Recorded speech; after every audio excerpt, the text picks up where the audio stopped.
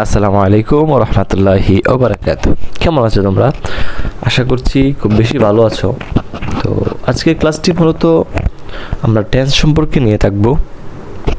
আসলে আশাবাদী যে এই ক্লাসটি করার পরে তোমার টেন্স একদম সহজ হয়ে যাবে। তো খুব ধৈর্য সহকারে তুমি ক্লাসটি শেষ পর্যন্ত উপভোগ করো এবং লক্ষ্য করো তুমি আসলেই বুঝতে পারছো কিনা। তো চলো শুরু করি। মূলত টেন্স শব্দটা কি, মানে কিসের জন্য টেন্স ব্যবহার করা হয় চলো আমরা বুঝি। কাজ করার সময়কে ইঙ্গিত করে। তাহলে টেন্স হচ্ছে তোমার কি, কাজ করার সময়কে ইঙ্গিত করে। সেটা হতে পারে অতীতকাল, অর্থাৎ এটা অতীতের হতে পারে, এই কাজটা বর্তমানকালে হতে পারে, এই কাজটা ভবিষ্যৎকালে হতে। টেন্সের কাজ হচ্ছে কি, কাজ করার সময়কে ইঙ্গিত করবে। এটা হতে পারে অতীতকালের কাজ, সেটা হতে পারে বর্তমানকালের কাজ, সেটা হতে পারে ভবিষ্যৎকালের কাজ।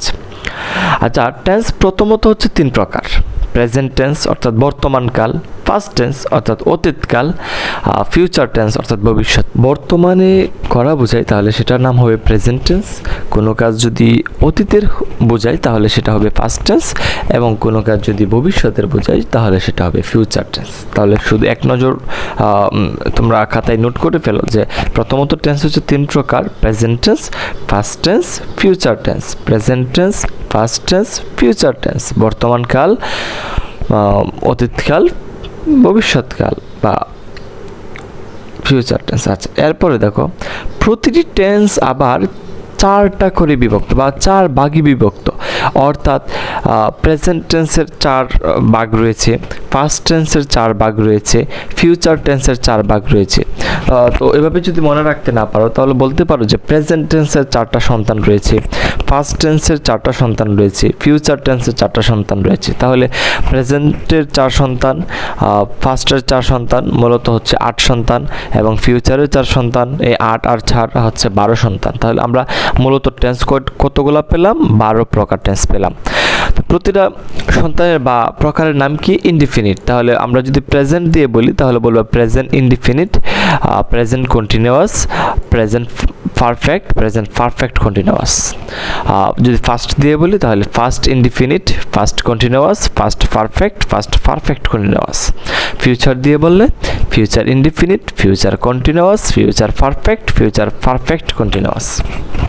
তোমাকে এইগুলো লেখার পরে তোমাকে একটা জিনিস মনে রাখতে হবে বা নোট করতে হবে, সেটা হচ্ছে কন্টিনিউয়াস মানে হচ্ছে ভার্ব প্লাস আইএনজি। কন্টিনিউয়াস মানে কি? Verb plus ING. এটা একটু মনে রাখতে হবে, এটা একটু মনে রাখার বিষয়। পারফেক্ট মানে হচ্ছে ভার্বের 3 নাম্বার, অর্থাৎ ফার্স্ট পার্টিসিপাল ফর্ম, ভার্বের ফার্স্ট পার্টিসিপাল ফর্ম। সেক্ষেত্রে একটু মনে রাখো যে কন্টিনিউয়াস মানে হচ্ছে ভার্ব প্লাস আইএনজি, পারফেক্ট মানে হচ্ছে ভার্ব V3 মানে ভার্বের ফার্স্ট পার্টিসিপাল ফর্ম। আচ্ছা, তাহলে শুরু করি আমরা প্রথম গঠন দিয়ে। Indefinite, present indefinite. প্রেজেন্ট ইনডিফিনিটের গঠন কি? সাবজেক্ট প্লাস B1 বা ভার্বের 1 plus object, subject plus B1 plus object. সেক্ষেত্রে একটা পরিবর্তন লক্ষ্য করা যায় যে তোমরা যদি সাবজেক্টটা থার্ড পারসন সিঙ্গুলার নাম্বার হয় তাহলে কিন্তু ভার্বের সাথে এস বা ইএস যুক্ত হবে, এস বা ইএস যুক্ত হবে। সেক্ষেত্রে যে যদি এখানে হি থাকতো তাহলে আমরা লিখতাম হি গোজ টু স্কুল, কারণ আমরা জানি সাবজেক্ট যদি থার্ড পারসন সিঙ্গুলার নাম্বার হয় তাহলে ভার্বের সাথে এস বা ইএস যুক্ত করা হয়। তারপর এটা হচ্ছে প্রেজেন্ট ইনডিফিনিট। এই ইনডিফিনিটেরগুলো একটু মুখস্থ করে ফেলবে গঠনগুলো, আর তাছাড়া যে গঠনগুলো রয়েছে সেগুলো আমরা টেকনিকের মাধ্যমে তোমাদেরকে শিখিয়ে ফেলবো। প্রেজেন্ট ইনডিফিনিট গঠনটা কি পেলাম তাহলে? যে subject plus B1 plus object.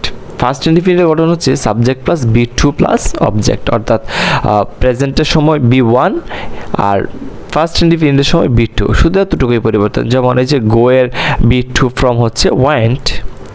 ফিউচারের ক্ষেত্রে তুমি একটা কথা সবসময় মনে রাখবে, ফিউচার যেই টেন্সই হোক না কেন, ফিউচার ইনডিফিনিট হোক, ফিউচার কন্টিনিউয়াস হোক, ফিউচার পারফেক্ট হোক, ফিউচার পারফেক্ট কন্টিনিউয়াস হোক, শ্যাল বা উইল থাকবেই, এটা মাস্ট বি।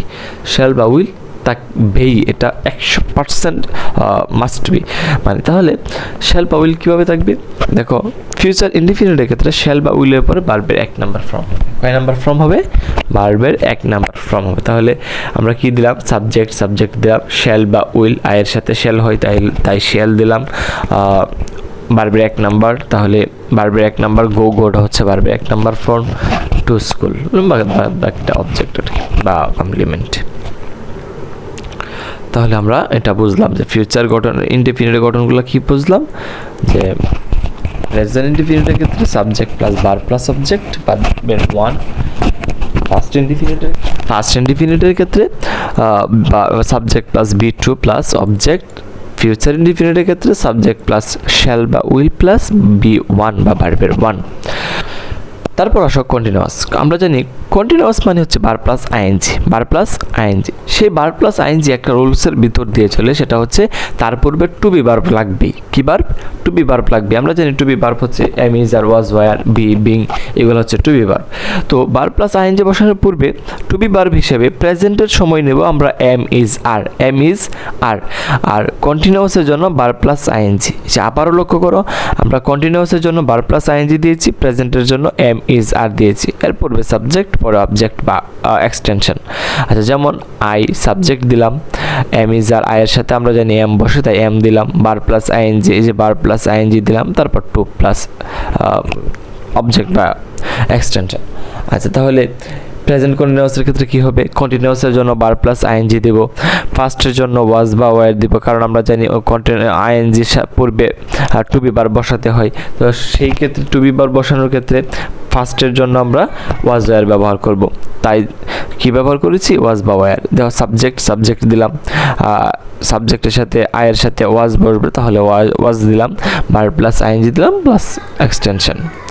ফিউচার কন্টিনিউয়াস আমরা বলছিলাম যে ফিউচার কন্টিনিউয়াসের ক্ষেত্রে একটা রুলস বা একটা নিয়মের মধ্য দিয়ে যেতে হয়, সেটা হচ্ছে শ্যাল বা উইল থাকবেই। আর কন্টিনিউয়াস মানে কি? বার প্লাস আইএনজি। এখন এখানে যদি তুমি শ্যাল দাও বা উইল দাও, তারপরে যদি আর কিছু না দাও, তাহলে তুমি দেখো ফিউচার ইনডিফিনিটের মতো হয়ে যাচ্ছে। তাই একটু পরিবর্তন করার জন্য শ্যালের সাথে বি হবে, উইলের সাথেও বি হবে, বার প্লাস আইএনজি হবে, বার প্লাস আইএনজি কার জন্য হয়েছে? কন্টিনিউয়াসের জন্য। অর্থাৎ বার প্লাস আইএনজি দেখার সাথে সাথেই আমরা বুঝে ফেলবো এটা হচ্ছে কন্টিনিউয়াস, আর শ্যাল বা উইল দেখার সাথে সাথে আমরা বুঝে ফেলবো এটা হচ্ছে ফিউচার। তাহলে কি হলো বিষয়টা? যে ফিউচার কন্টিনিউয়াস রুলসটা কি হয়ে গেল? Future continuous. যেমন সাবজেক্ট হিসেবে আই দিলাম, তার সাথে শ্যাল বি বা উইল বি, আয়ের সাথে শ্যাল বি হয় তাই শ্যাল বি দিলাম, বার প্লাস আইএনজি, এই যে বার প্লাস আইএনজি দিলাম, টু স্কুল বা এক্সটেনশন দিলাম। আচ্ছা, তুমি দেখো এখন আমরা এই বাক্যটা দেখে কিভাবে বুঝবো এটা কোন সেন্টেন্স। এই যে দেখো, বার প্লাস আইএনজির জন্য তার নাম হয়ে যাবে কন্টিনিউয়াস, বার প্লাস আইএনজির জন্য কি হয়ে যাবে? কন্টিনিউয়াস।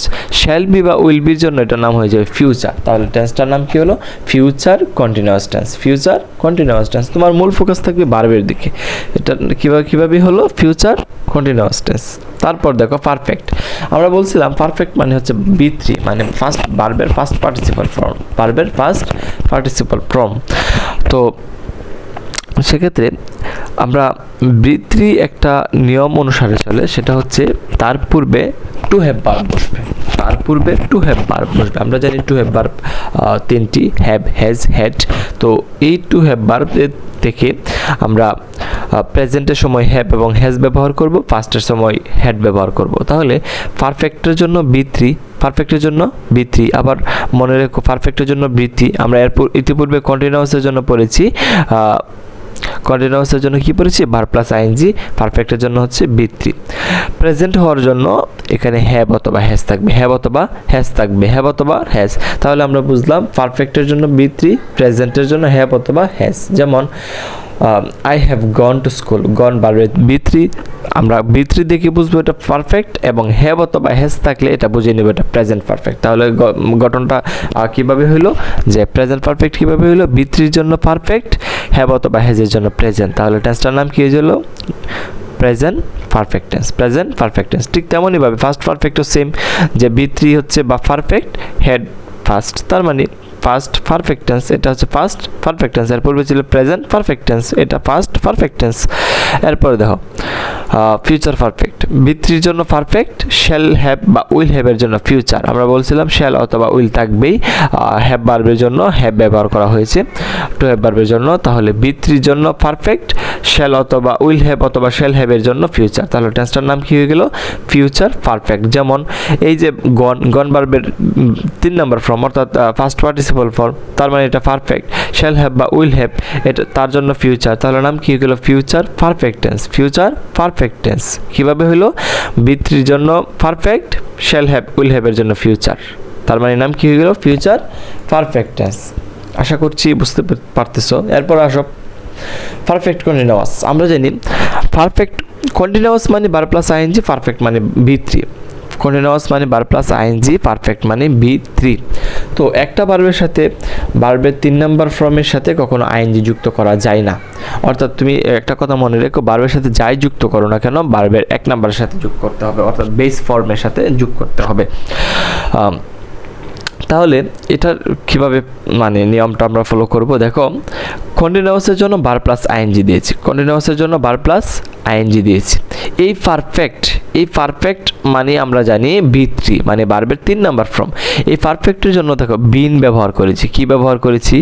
বিন ব্যবহার করেছি। তাহলে কন্টিনিউয়াসের জন্য আইএনজি দিয়েছি ভার্বের সাথে, পারফেক্টের জন্য বিন ব্যবহার করেছি। এখন বিন হচ্ছে ভার্বের 3 নাম্বার ফর্ম। বি3 বলতেছে যে বিন যে ব্যবহার করা হয়েছে সেখানে তো বিন তো একটা নিয়ম অনুসারে চলে। সেই নিয়মটা কি? যে আমি যেখানেই বসি বা ভার্বের 3 যেখানেই বসে এর পূর্বে টু হ্যাভ ভার্ব ব্যবহার করতে হবে। কি verb? To have verb. To have verb কি? Have, has, had. তাহলে প্রেজেন্টের ক্ষেত্রে আমরা কি ব্যবহার করব? হ্যাভ অথবা হ্যাজ, হ্যাভ অথবা হ্যাজ। কিভাবে? আমি স্পষ্ট আবারও বলতেছি, কন্টিনিউয়াসের জন্য ভার্ব প্লাস আইএনজি, পারফেক্টের জন্য বিন, পারফেক্টের জন্য বিন মানে ভার্বের 3 নাম্বার ফর্ম। ভার্বের 3 নাম্বার ফর্ম কি একটা নিয়ম মেনে চলতো যে আমি যেখানেই বসি এর পূর্বে কি বসাতে হবে? যে টু হ্যাভ ভার্ব বসাতে হবে। সেক্ষেত্রে প্রেজেন্টের ক্ষেত্রে টু হ্যাভ ভার্বগুলো কি? হ্যাভ আর হ্যাজ। তাই হ্যাভ আর হ্যাজ কি কার জন্য বসিয়েছি? প্রেজেন্টের জন্য। পারফেক্টের জন্য কি বসিয়েছি? বিন। কন্টিনিউয়াসের জন্য ভার্ব প্লাস আইএনজি। তো আমরা চলো বাক্য দেখি কিভাবে বুঝবো। দেখো, গোয়ের সাথে আইএনজি যুক্ত হয়েছে অর্থাৎ ভার্বের সাথে আইএনজি যুক্ত হয়েছে, তার জন্য এটার নাম কন্টিনিউয়াস। বিনের জন্য পারফেক্ট, হ্যাভের জন্য প্রেজেন্ট। তাহলে হ্যাভের জন্য প্রেজেন্ট, পারফেক্টের জন্য বিন, কন্টিনিউয়াসের জন্য আইএনজি নাম। তাহলে এই টেন্সটার নাম কি হলো? Present perfect continuous tense. Present perfect continuous tense. বুঝতে পারতেছো সবাই? তাহলে কন্টিনিউয়াসের জন্য আইএনজি, পারফেক্টের জন্য ভার্বের 3 নাম্বার অর্থাৎ বিন, প্রেজেন্টের জন্য হ্যাভ। এখানে হ্যাজ হইতো কখন? যখন থার্ড পারসন হইতো। তাহলে কিভাবে হইলো? যে কন্টিনিউয়াসের জন্য আইএনজি দিলাম, পারফেক্টের জন্য 3 নাম্বার ফর্ম দিলাম, প্রেজেন্টের জন্য হ্যাভ অথবা হ্যাজ দিলাম। এরপরে আসো ফার্স্টের ক্ষেত্রে ঠিক সেম। কন্টিনিউয়াসের জন্য ভার্ব প্লাস আইএনজি দিলাম, পারফেক্টের জন্য বিন দিলাম, এই ফার্স্টের জন্য হ্যাড দিলাম। কি দিলাম? হ্যাড। তাহলে কি হয়ে গেল টেন্সটার নাম? First perfect continuous tense. First perfect continuous tense. এরপরে দেখো বলতেছে যে আমরা বাক্য থেকে কিভাবে চিনব? দেখো, ভার্ব প্লাস আইএনজি আছে, তার মানে এটা কন্টিনিউয়াস। বিন আছে, তার মানে এটা পারফেক্ট। হ্যাড আছে, তার মানে এটা ফার্স্ট। আমরা জানি এখানে যদি হ্যাভ থাকতো তাহলে সেটা প্রেজেন্ট হয়ে যেত। এখানে যেহেতু হ্যাড আছে তাহলে এটা ফার্স্ট।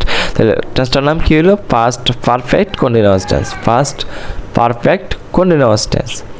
তারপর ফিউচার পারফেক্ট। ফিউচার বলতেছে ভার্ব প্লাস আইএনজি কার জন্য? কন্টিনিউয়াসের জন্য। পারফেক্ট কার জন্য? কন্টিনিউয়াসের জন্য কি ব্যবহার করেছি? Verb plus ING. পারফেক্টের জন্য কি ব্যবহার করেছি? এই যে বিন, এই যে বিন। পারফেক্টের জন্য কি ব্যবহার করেছি? এই যে বিন। এই হ্যাভটা কার জন্য ব্যবহার করেছি? আমরা জানি ভার্বের 3 নাম্বার ফর্ম ব্যবহার করার জন্য টু হ্যাভ ভার্ব ব্যবহার করতে হয়। টু হ্যাভ ভার্বের থেকে আমরা হ্যাভটাও একটা টু হ্যাভ ভার্বের অন্তর্ভুক্ত। তাহলে এই টু হ্যাভ ভার্বের থেকে হ্যাভ নিয়েছি কিসের জন্য? কারণ এখানে কি বসিয়েছি? ভার্বের 3 নাম্বার ফর্ম বসিয়েছি। আর আমরা জানি ভার্বের 3 নাম্বার ফর্ম বসানোর পূর্বে, ভার্বের 3 নাম্বার ফর্ম বসানোর পূর্বে টু হ্যাভ ভার্ব ব্যবহার করতে হয়। টু হ্যাভ ভার্ব থেকে আমরা হ্যাভ নিয়েছি এবং শ্যাল অথবা উইল হচ্ছে ফিউচারের স্ট্রাকচার। তাহলে টেন্সটার নাম কি হলো? Future perfect continuous tense. অর্থাৎ বাক্য দেখে কিভাবে চেনার উপায়, যে বার প্লাস আইএনজির জন্য কন্টিনিউয়াস, বিনের জন্য পারফেক্ট, হ্যাভ তো রুলসেরই হ্যাভ, কিসের জন্য বসেছে, হ্যাভের বিনের জন্য হ্যাভ বসেছে, তারপর ফিউচারের জন্য শ্যাল অথবা উইল। তাহলে টেন্সটার নাম হচ্ছে future perfect continuous tense. Future perfect continuous tense. Shall অথবা উইল দেখলে এমনিই আমরা ফিউচার বুঝি, বিন ভার্বের 3 নাম্বার, তার মানে পারফেক্ট, বার প্লাস আইএনজি মানে কন্টিনিউয়াস। তো এই ছিল আজকের ক্লাস। কেমন হলো তোমরা অবশ্যই কমেন্ট করে জানিয়ে দিবে। ধন্যবাদ সকলকে।